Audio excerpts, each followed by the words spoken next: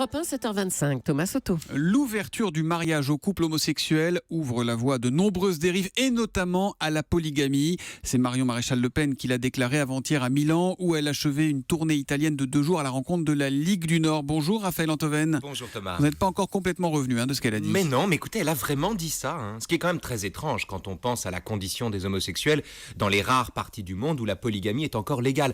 J'ai pas vu beaucoup de manifs au Yémen en faveur du mariage pour tous, ni dans les rares communautés mormones qui continuent de pratiquer ce qu'ils appellent le mariage plural. Bon, mais alors d'où vient cette erreur ? Eh bien, Marion Maréchal-Le Pen considère, comme c'est son droit, que le mariage consacre uniquement l'union d'un homme et d'une femme. Et, par opposition à cette façon-là de s'aimer, qu'elle juge seule conforme à la nature, elle range dans le même panier tout ce qui, à ses yeux, lui semble déroger à l'ordre naturel.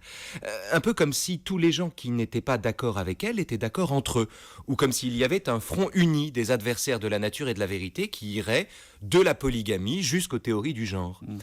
Mais à ça s'ajoute une lecture communautaire des acquis sociétaux.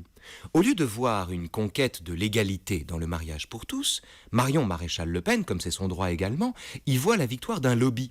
Dès lors, si le lobby gay est parvenu à ses fins, comment ne pas redouter que le lobby polygame, c'est-à-dire dans son esprit les musulmans, y parvienne également ? Bon, il faut dire que Marine Le Pen elle-même a pris ses distances avec sa nièce en déclarant qu'on était, Dieu merci, très loin en France de reconnaître la polygamie. Oui, mais c'est pas qu'on en est loin, Thomas. C'est l'autre bout du monde. Une société qui produit le mariage pour tous est aux antipodes d'une société polygame. Pour quelle raison ? Mais pour 2 raisons dont, dirait Cyrano, chacune est suffisante seule. Numéro 1. La polygamie est un droit en moins pour les femmes, alors que le mariage pour tous est un droit en plus pour les homosexuels. Certes. Bon. Numéro 2. En prenant appui sur une certaine représentation de la physiologie de l'homme et de la femme, la polygamie elle-même relève de la nature. Alors qu'à l'inverse, en donnant le même statut à une sexualité indifféremment homosexuelle ou hétérosexuelle, le mariage pour tous relève non plus de la nature, mais de la civilisation, c'est-à-dire d'une sexualité qui, quelle qu'elle soit, n'est plus indexée sur l'obligation naturelle de se reproduire.